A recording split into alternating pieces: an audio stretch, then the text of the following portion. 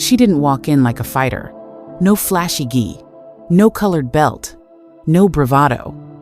Just a black woman in plain gray sleeves and joggers, standing in the doorway of a dojo that smelled like sweat, ego, and stale authority.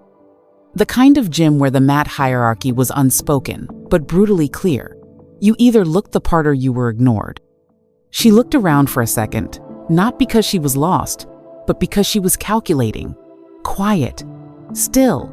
The kind of still that makes people nervous when they realize too late they underestimated you. But in that moment, nobody felt nervous. Not yet. The front desk barely acknowledged her. A skinny white kid with too much gel in his hair and a clipboard in his hand looked up and gave her the classic line. "Are you here to pick someone up?" She didn't respond with attitude. She just smiled politely and said, "No, I'm here to train." That's when the shift started. It wasn't fear. It was doubt laced with amusement. One guy chuckled. Another whispered something to his friend that ended in both of them laughing. And across the mat, the instructor raised an eyebrow so hard it nearly left his face. You could feel it in the air. Is she serious? Has she even trained before? This'll be fun to watch. But here's the thing about underestimating people who've been overlooked their entire lives. They've already learned how to fight without an audience. So while the others tightened their belts and strutted like roosters, she stood still and stretched her fingers loose, relaxed, like someone who wasn't new to this, just new to them. And the joke, the one everyone thought they were in on, it was already turning, because the moment she stepped barefoot onto that mat, their comfort zone started to shrink. The room didn't know it yet, but someone had just walked in who wasn't there to prove herself. She was there to remind them of something they forgot. Real strength doesn't need to announce itself. It waits, and when it hits, it doesn't ask for permission. She had barely taken 2 steps inside before someone tried to put her in her place. "First, timers usually watch," said a guy by the wall, loud enough for the room to hear, but casual enough to act like it wasn't shade. He didn't even look at her when he said it, just kept taping up his wrists like she was background noise. The front desk guy echoed the same thing, handing her a waiver without eye contact. "You can sit and observe. We'll let you know when you're ready." She didn't flinch. She didn't argue.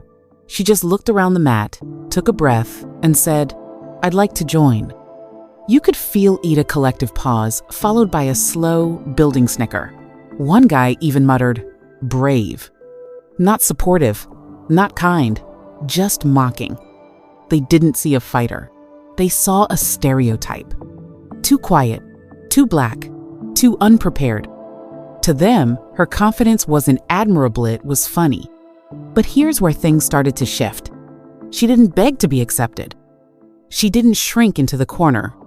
She calmly removed her shoes, tied up her hair, and started stretching in the corner of the mat. And when the instructor walked over, clipboard in hand, trying to mask his bias with a fake smile, he asked, "So, you've done jiu-jitsu before?" She nodded. That was it. No resume, no list of accomplishments, no begging for validation. He smirked. "We'll go light today. Just have fun." And just like that, she was paired up with someone gentle, they said. A nice, easy role to start her off. The guy across from her, he didn't look gentle. He looked amused. He raised an eyebrow like this was going to be entertaining, like she was a warm-up set, like the whole thing was a joke that only he and the rest of the gym were in on. But here's what they didn't know. She wasn't there to impress them. She was there to dismantle every single assumption they'd built in their heads the second she walked in. And once they saw her move, they wouldn't be laughing anymore. They always do this. When they think you're weak, they don't test you. They babysit you. So the instructor gave her a safe partner, a newer guy, according to him. Big, broad-shouldered, all muscle and overconfidence, probably someone who'd only been training for a year, but already thought he was a future UFC champ. "You'll work with Mark," the coach said, almost too casually. "He'll go easy." Mark smiled as he walked over, but it wasn't the friendly kind. It was the kind of grin that says, I'm about to show off. She nodded, calm. He bounced on his toes, already hyped. You could tell he wasn't here to go light. He wanted to dominate. Not because she was a threat, because he assumed she wasn't. And the worst part? Everyone around them knew it. They just watched. The coach turned his back. The other students paired up. And suddenly, it was just her and him. They slapped hands, bumped fists, and started. Right away, he came at her with too much energy grabbing, pulling, trying to impose his size. He moved like someone who believed strength always wins. She didn't resist. She flowed, like water around a rock. The first scramble, he tried to pin her shoulders. She slipped out. The second, he reached for a leg. She redirected. By the third, you could hear the frustration building in his breath. But here's the thing. She wasn't reacting. She was setting him up. She let him think he was leading. Let him burn energy. Let him believe he had control. Until suddenly, he didn't. In less than a minute, he was on his back. Not because she slammed him, not because she overpowered him, because she outsmarted him. She moved with calm precision like someone who had danced this dance 1,000 times before, just with better partners. And when he tried to recover throwing a frantic elbow, shifting his weight, trying to muscle out, she adjusted, fluid, focused, and locked him down again. The coach looked up. One of the students paused mid-roll to stare, and the guy on the bottom, he was red-faced, breathing hard, his smirk long gone. This wasn't the warm-up he expected. And for the first time, he wasn't in control. The energy in the room had changed. They didn't say it out loud, but you could feel it. This wasn't supposed to happen. She was supposed to struggle, to fumble, to tap, but instead, she floated. Mark came at her again, this time faster, heavier, annoyed that his first few moves hadn't worked. He pushed forward like a bulldozer, trying to overwhelm her with pressure. And just like before, she let him reach, let him sweat, let him believe he was getting somewhere. Then, she disappeared. Not literally, but it felt like it. One moment she was under him, the next she was behind. He blinked, and her weight was on his shoulders, arms slipping around his neck. The room hadn't even caught up. She moved like Vaporno-wasted effort. No flash, just control. Mark reached up to defend, but his arms were late. She already had the angle, already had the leverage, already knew his next mistake before he made it. And this time, the whole gym was watching. One guy stopped mid-sweep. Another froze with his partner halfway into a guard pass. The instructor looked over and for the first time, his smile was gone. Because this wasn't a fluke. This wasn't beginner's luck. This was a masterclass in silence. She wasn't just holding her own. She was dominating with ease. Mark grunted, trying to muscle out of it, but he was just giving her more openings. She wasn't using strength. She was using structure. She was playing chess, and he didn't even know the rules. And when she finally transitioned to full mount knees tight, base stable, he looked up at her like he had seen a ghost. But she didn't celebrate, didn't show off. She just reset. And in that tiny pause, where no one said anything, the room began to understand. This wasn't her first time. This was just the first time they noticed. By now, the ego had cracked. Mark wasn't sparring anymore. He was fighting. Not with technique, with pride. Because nothing messes with a man's head like being outclassed by someone he dismissed 5 minutes earlier. Especially a black woman who said almost nothing, moved like silk, and made it all look easy. So he did what insecure people do when they feel the walls closing in. He got sloppy. He got rough.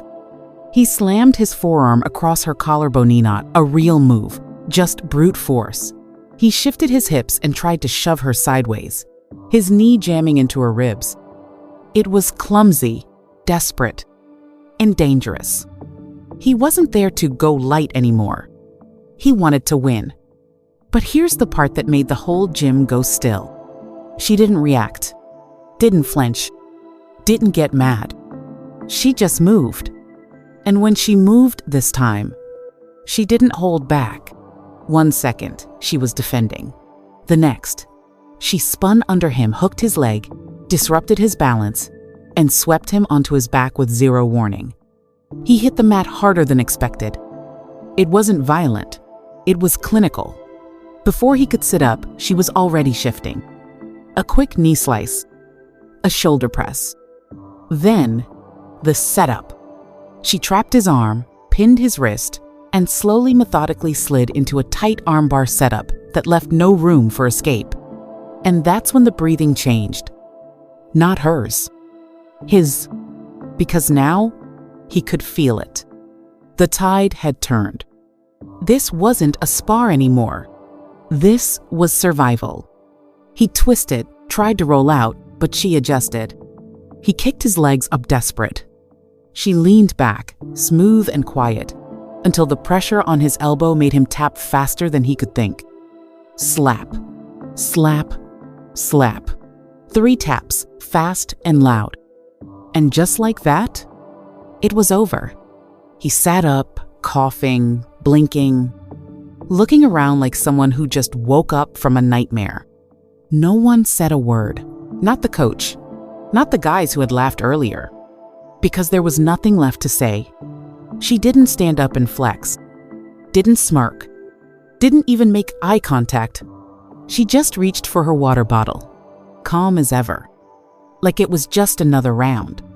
Because for her, it was. But for them, everything had just shifted. Word travels fast, even on the mat. By the time she submitted Mark, the entire room had shifted. Guys were rolling half speed just to keep watching her out the corner of their eye. Whispers started to float. Who is she? She trained before? That wasn't luck. And then, Coach stepped in. Not because he wanted to, but because his authority was starting to slip. He clapped his hands. "Let's switch partners," he said, like it was casual, like it wasn't clearly aimed at her. Then he did something that said everything. He walked over, dropped to a knee, and said, "Let's go around." Now, let's be clear, this wasn't a warm-up. This wasn't fun. This was a test. A test disguised as a lesson. He needed to show the room who was still in charge.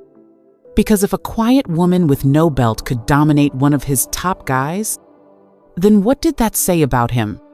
She didn't hesitate. She just nodded. They bumped fists, and the roll began.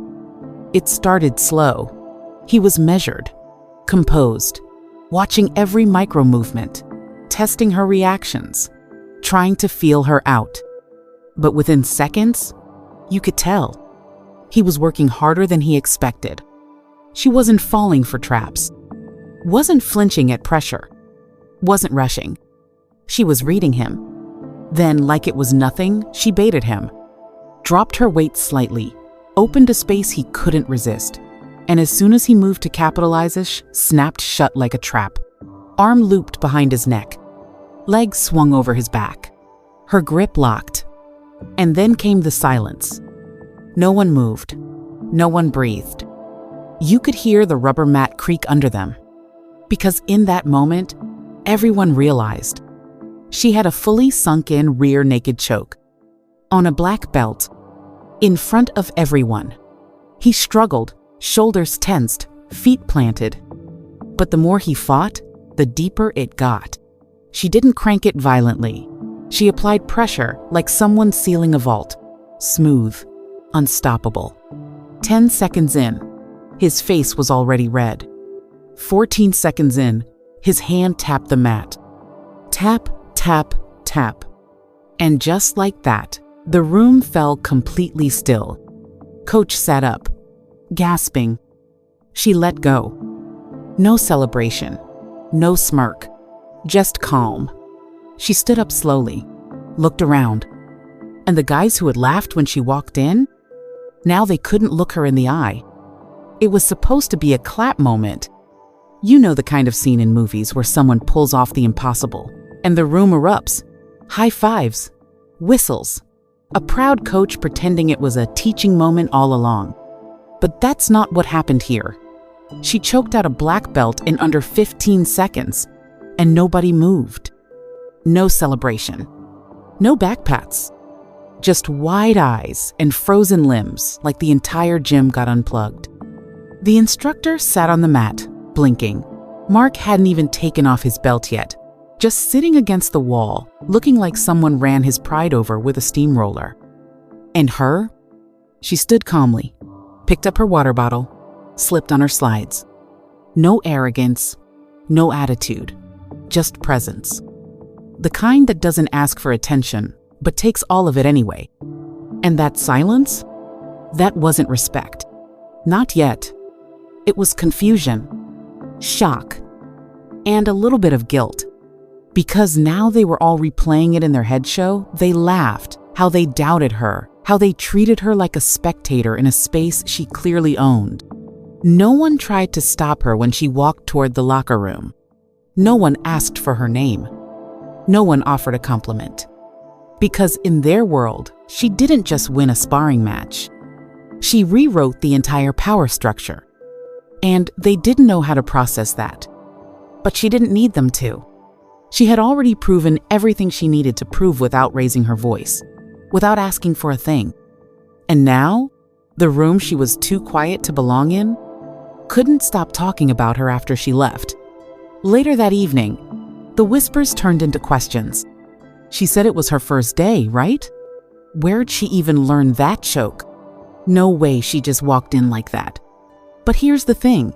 She never said it was her first day. They assumed it because she didn't walk in like a regular, didn't name drop gyms, didn't flash a belt. She just showed up, quiet and composed, and let them fill in the blanks with their own biases. And now, they were scrambling for answers. One of the students, curious but still skeptical, DM'd a friend at another gym across town, sent a vague description. The reply? Immediate. Oh, that's her? Yeah, she's been training with Coach Eli for years. Wait, what? Because if you know, you know. Coach Eli doesn't play by the rules. He's old school. No belt tests, no ego drills, no Instagram clips, just sweat, silence, and 10,000 hours of repetition in a basement gym with no air conditioning. He doesn't train hobbyists. He trains killers. She had started with him when she was barely 11, of the only girls in the room. She never did tournaments, never chased medals, just trained week after week, year after year. While other students were buying new jizz and posing for belt promotions, she was rolling 6 rounds straight in a room full of men who didn't go easy just because she was young or small.